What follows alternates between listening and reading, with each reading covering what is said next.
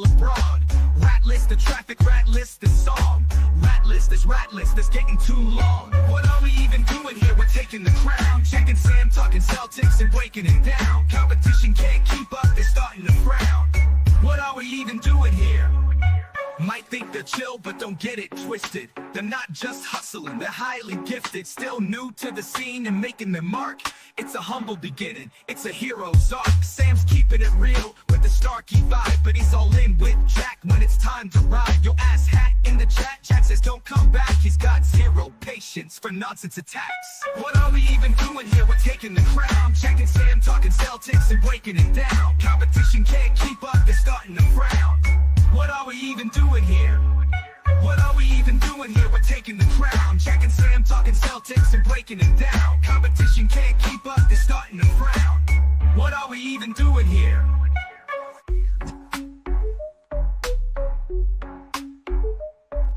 Whoa, we made it. Happy Wednesday, everybody. It is Celtics Nuggets. It is an ESPN game. And what a game ESPN has on their hands. It is Jalen, Derek, and the boys against the rest of the Denver Nuggets. No Jokic today. The entire Denver Nuggets lineup is basically questionable. But according to Coach Adelman, it sounds like they are going to play a lot of the game time decision guys. So I'd be on the lookout for that. But yeah, Nick, hello. Welcome in. Hello. What's good, y'all? All kinds of good things. It is the All-Star voting season. The Celtics have taken great care of us up here on floor number 9. They gave us a tremendous gift bag that you can use to put your groceries and zips up. It's very nice. Inside, we'll do a little unboxing. Oh, we got a towel. Oh, shit. I didn't even know about the towel. It's like the John Cena towel. Oh, yeah, I need that. Towel. Sam's doing a haul. Yeah.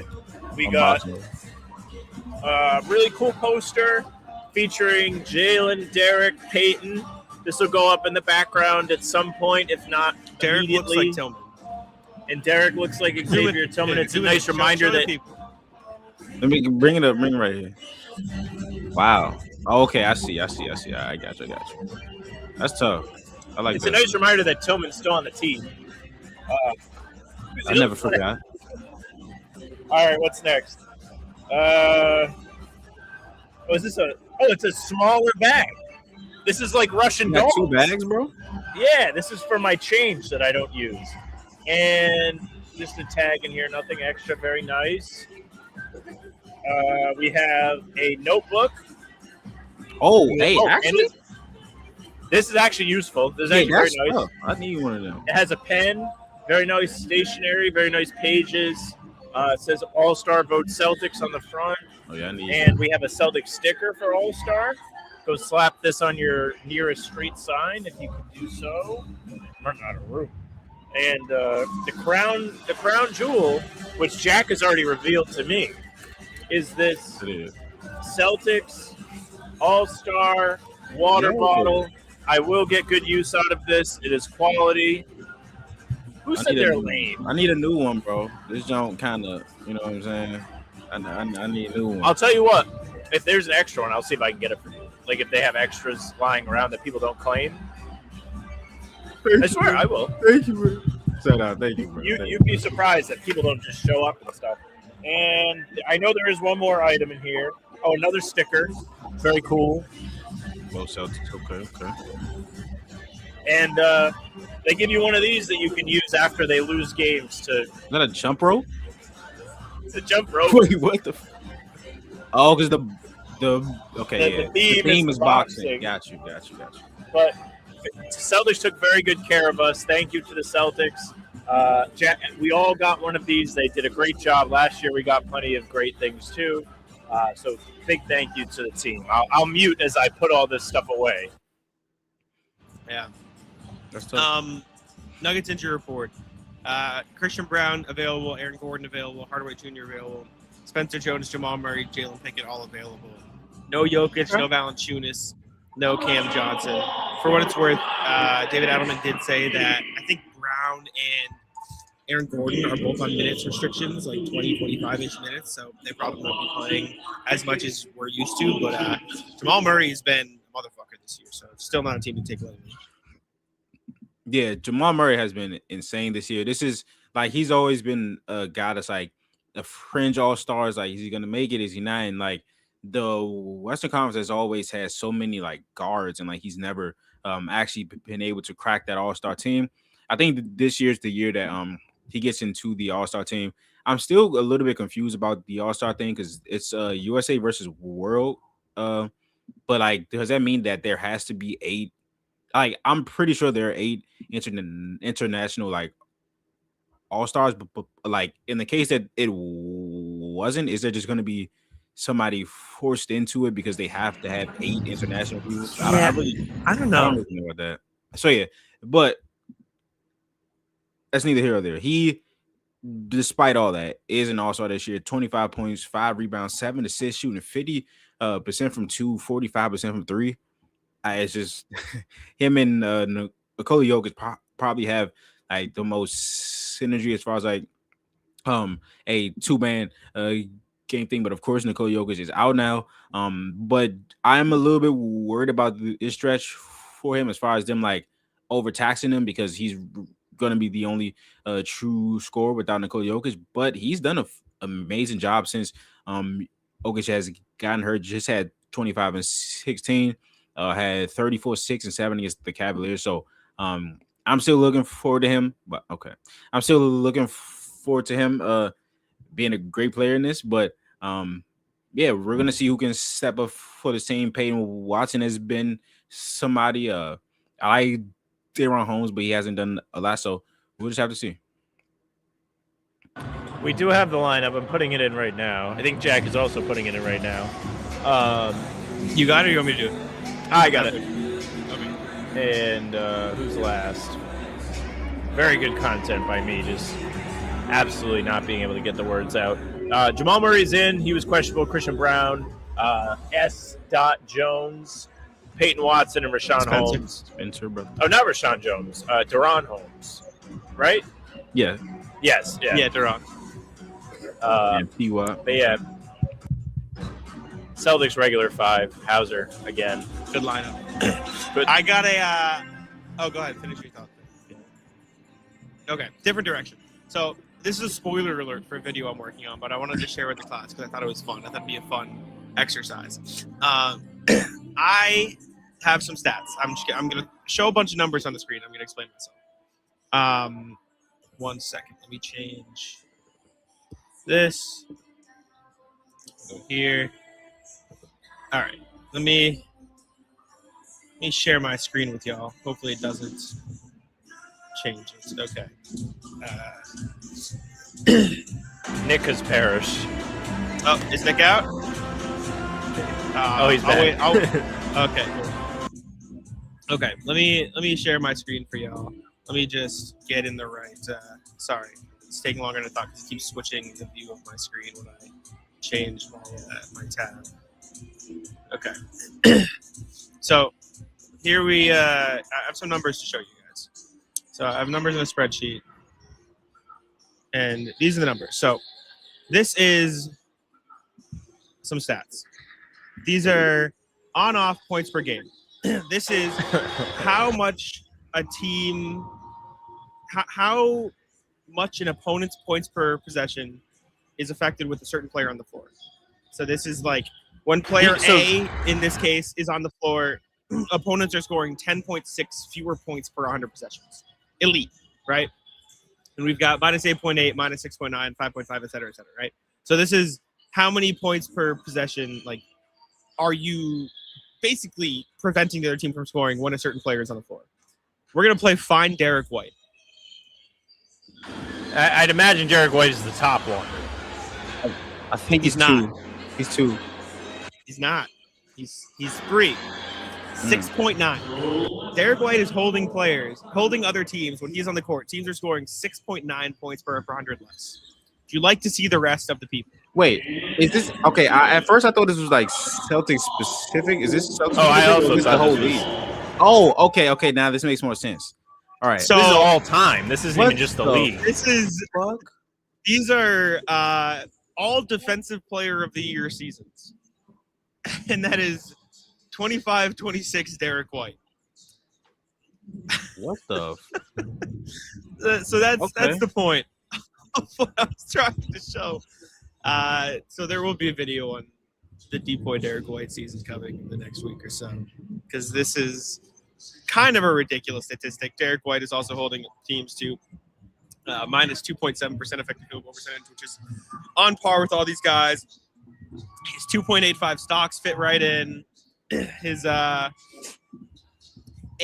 rim protection grade and B perimeter ISO defense grade from B-Ball Index both fit in pretty well with the rest of these Defensive Players of the Year. It's kind of insane. That was the whole point. That this is insane. Yeah, I had posted, what was that, like some time ago, where I was like, this is a unicorn because he's 6'4". Like his rim protection at 6'4", like 2 point, like his I don't know how he keeps to, like, was that the Jazz game where he had like 7 blocks and he blocked Utah. He blocked Lowry's jump shot like 3 times, and I was just like, what the like. So yeah, man, please push this. I was like, I thought like at the top it was gonna be like Kata and then Derek White, but then I saw like some of the greatest defenders of all time. 19-20 Giannis, Yeah. 17-18 Gobert. Like I was like, oh, okay. So yeah, no, he's like defending the rim crazily. He's has a lot of like shots that he's defending at the rim per game. I think let me just make sure. I think opponents are shooting like 10% less at the rim against him.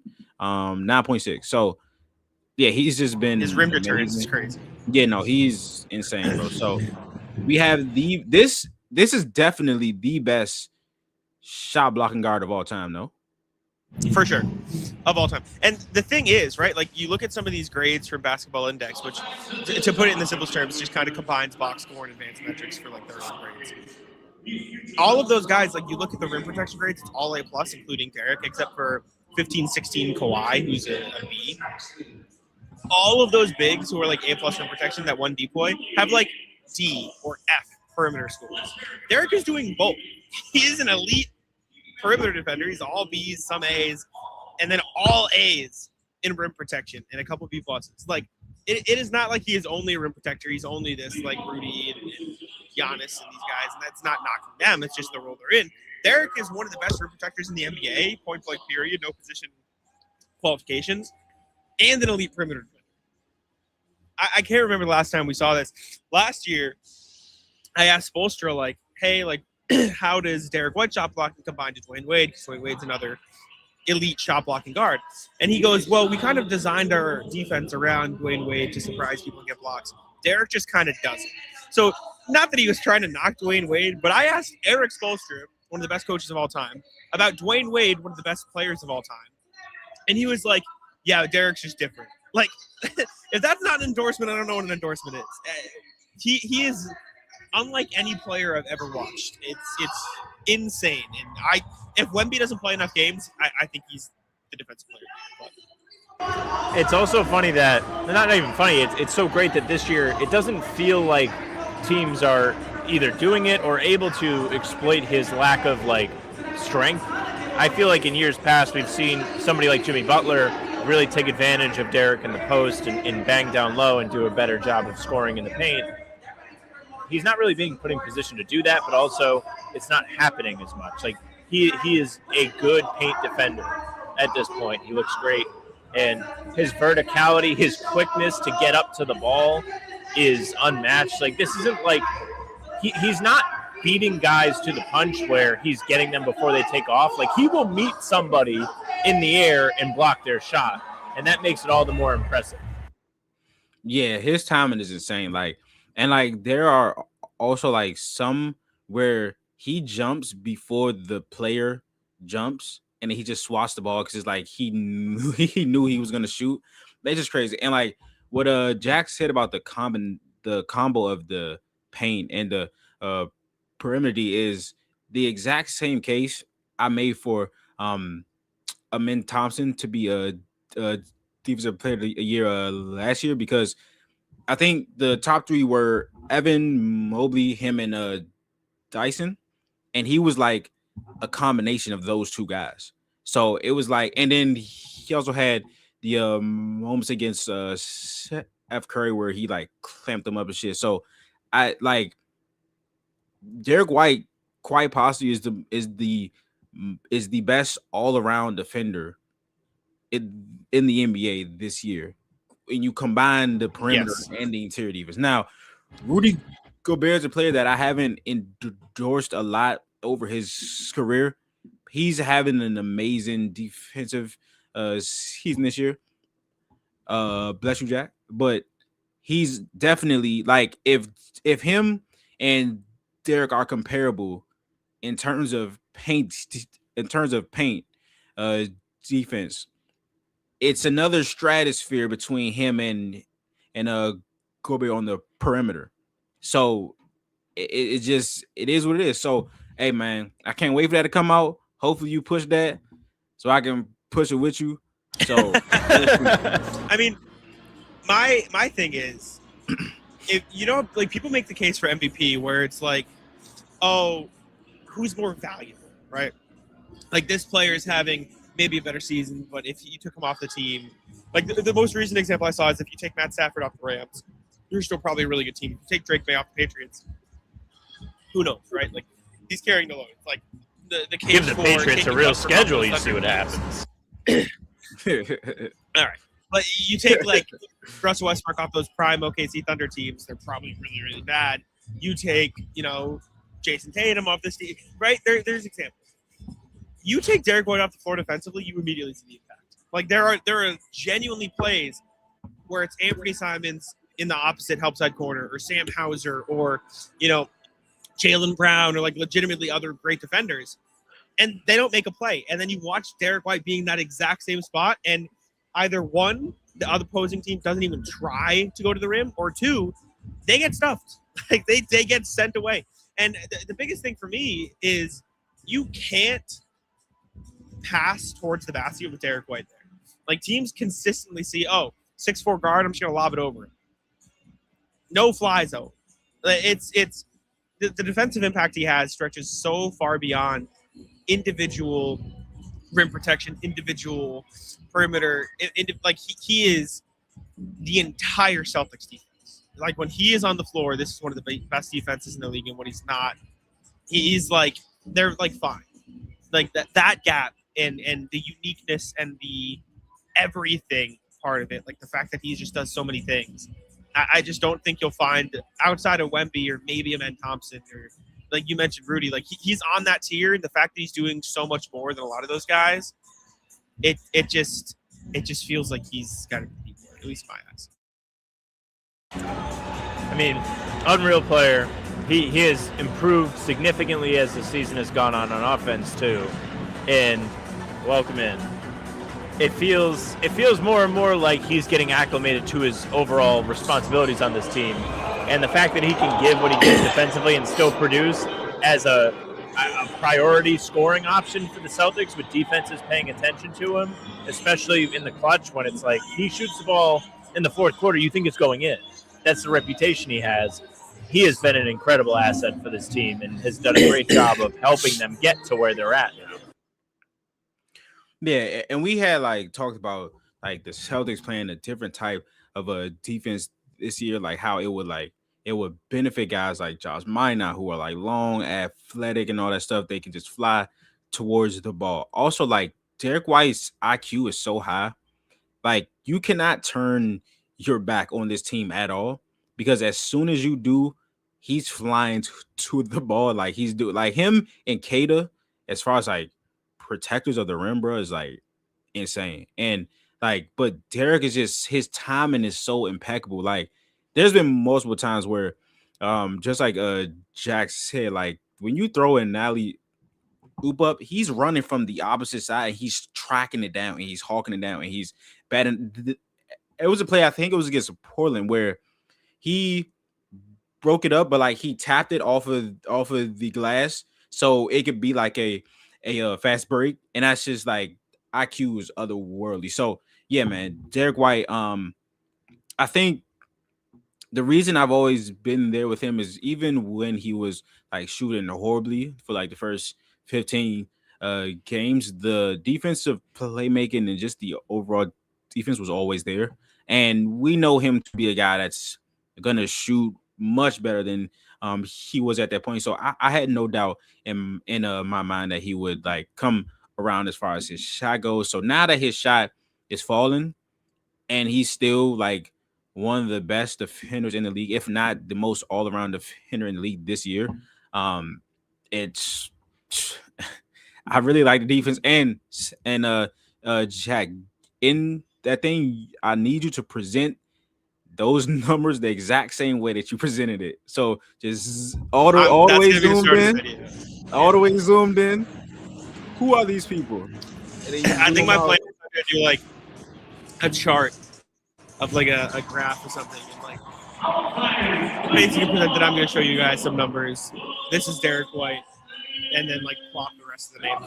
Yeah, and that'll be like the intro, and I'll go into like because the Celtics are really like putting him in very unique positions to lead the defense, right? Like the whole reason I started looking for the numbers, it genuinely feels like he is playing a Rudy Gobert, Draymond Green type role where he is the defense. Like he makes everything run, and I just think it's so impressive.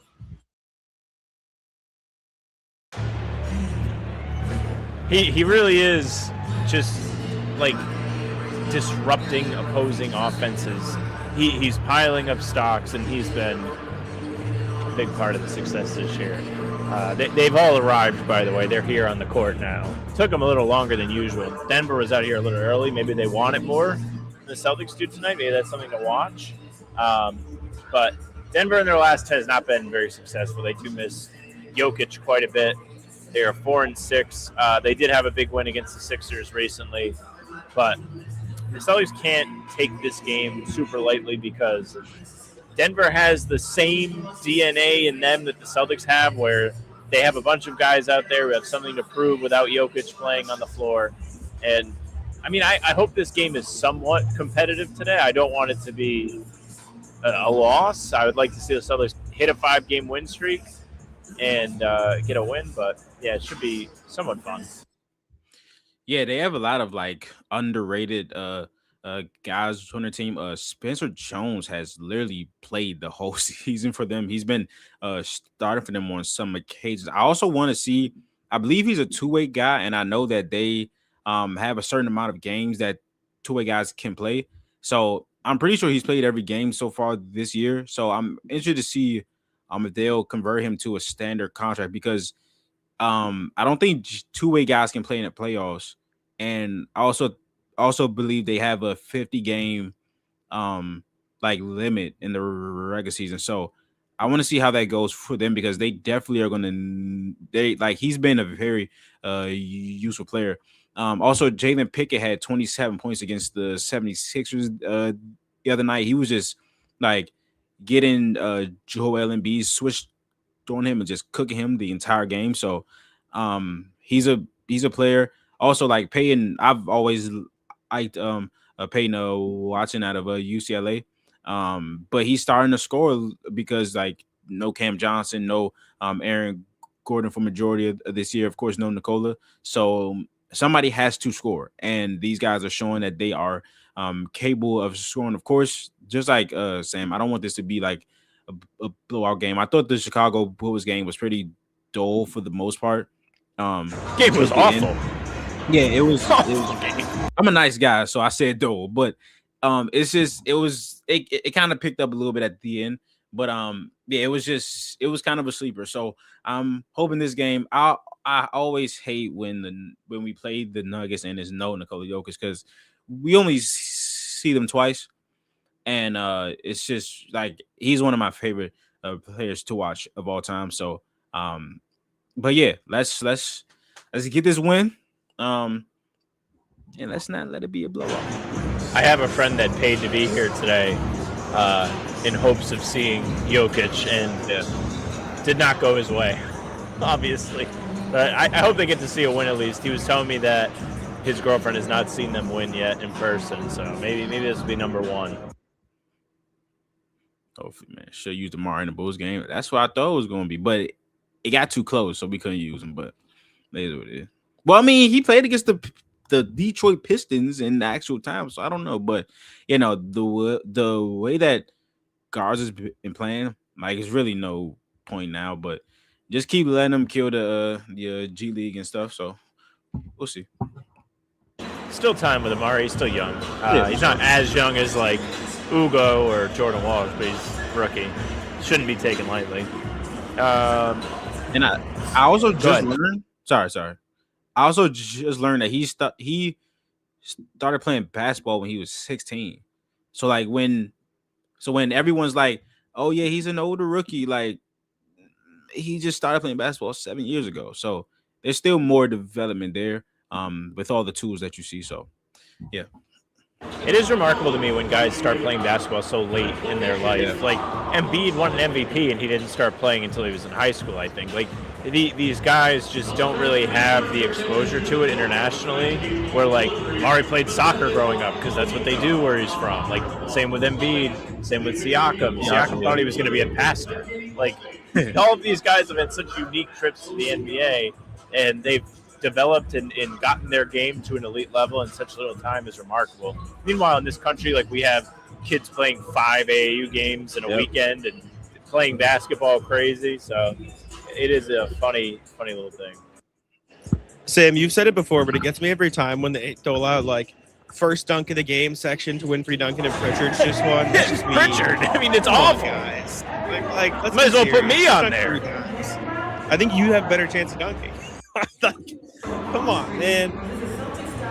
You know what's funny is I bet Peyton Pritchard can actually like really like legitimately dunk. Like do a dunk that if you're in an open run, people go, whoa, like if I do it, it's like a layup that I put the ball over the rim and it takes everything I have.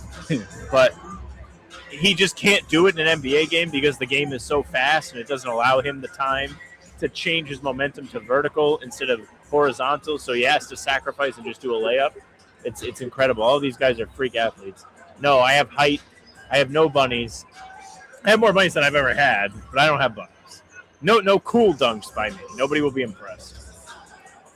Yeah, no, because I had just seen a video of Chris Paul doing like a bounce and then he dunked the ball, and I'm like he tomahawked the Jones. So I'm like, hey, bro, if 40-year-old Chris, and then I remember the All-Star game. IT tried to do the same thing, and he almost got it. And I was like, okay, yeah. So Pritchard can definitely dunk the ball hard if he wanted to, but yeah, man, these guys are just insane. And it's so crazy, like, to see, like, not pertaining to Pritchard, but like guys that don't get time like here, and then they go to like an open run and they're just like cooking, and then they're nasty. They're doing everything known to man. Like Sam Hauser would ISO you at a pickup run. Kill anybody. Oh yeah. With like he would just dribble his way to, like, he would just cook anybody. And it's just, I think the thing that made me like realize this was it Mitchell Robinson? Well, like I seen like him just doing all the crossovers and like yes, yeah, that video. I was like, yeah, nah, these, like, everybody has a role in the NBA. These are the top players in the world, bro. If they go to any situation where they don't have a role, they're frying you. It is what it is. So can you imagine the discipline to be able to do all that? And like somebody like Andre Drummond is now shooting threes, right? Andre Drummond must have had to been able to shoot threes for like 5 years before he is allowed to take one a game in the NBA. Like, that is insane, the work that he's had to put in.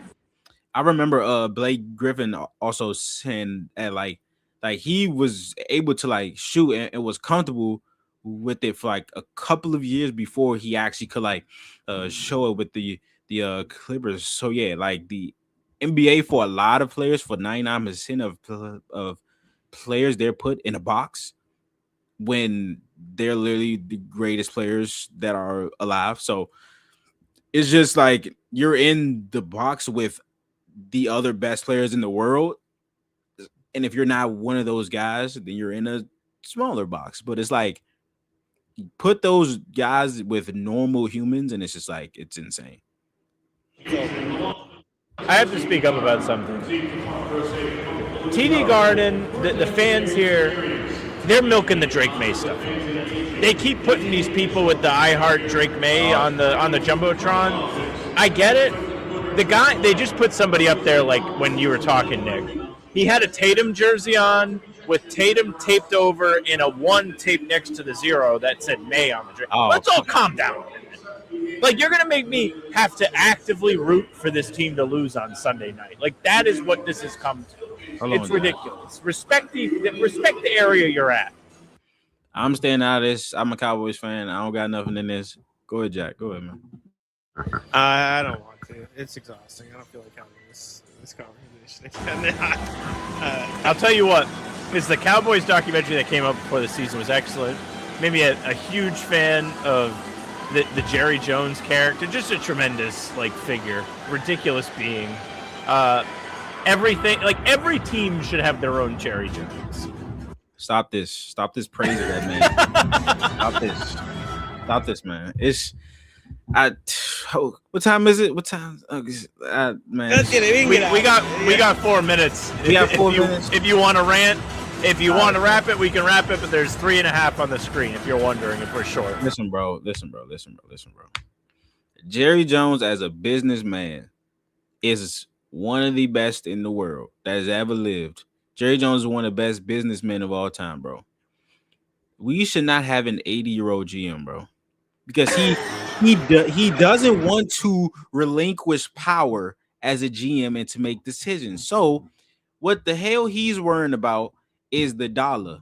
Even though he got a lot of dollars, he's just still worried about the Cowboys being in the papers, being like the topic of discussion. He'll do all that stuff, but we have never seriously tried to put a real team together. Like, there's some years where they're more aggressive, like they'll send like a 5th or a 6th for somebody, but free agency, I think it's been 15 years since the Cowboys have given a free agent more than $10 million in guaranteed bread, bro. And $10 million, I know it's bro, it's so crazy, bro. I feel like every year there's always a standoff with Jerry not wanting to pay dude on the Cowboys, and then they either have to trade him or they cave and the guy gets the money. I know they did with Micah this year. And then this is the crazy part, and this is the last thing I'll say. He does that with players that absolutely deserve the money, bro. So Dak Prescott, he'll wait 2 years to pay him, and now he's overpaid. Yeah, because he waited and we're not gonna lose our quarterback. CeeDee Lamb, top 5 receiver in the NFL. Yeah, let's have a standoff, brother. You're gonna pay him. Stop this bull. And then Zach Martin, he was one of the best offensive linemen of all time. You try to switch him to tackle. He's like, nah, I'm a guard. And then you're like, yeah, we're not gonna pay you. Our first training camp practice against the team, we got smacked, and they were like, oh yeah, we got to pay him. Duh, what the fuck? So you know what? Let's enjoy the game. Michael Parsons? Nope. I don't have enough time. All right, we can wrap it up there. Nick, thank you very much for joining us as always. The Cowboys rant was found money. What a way to end the show. Anything you're working on that you want to let the people know about before we wrap it? Nah, man, I'm good. Appreciate y'all for letting me join Nick NBA. All right. Nick NBA watch. Oh shit, he doesn't want me to promote. Go. Oh no, go ahead. Yeah, follow me on YouTube, Nick NBA, Nick NBA watch on Twitter. Thank y'all. All right, we'll wrap it there. Bye, everybody. Jack and I back in the morning. Subscribe to Nick. Subscribe to us. Here's Joe. Bye. I just got 3 things to say. God bless our troops. God bless America. And gentlemen, start your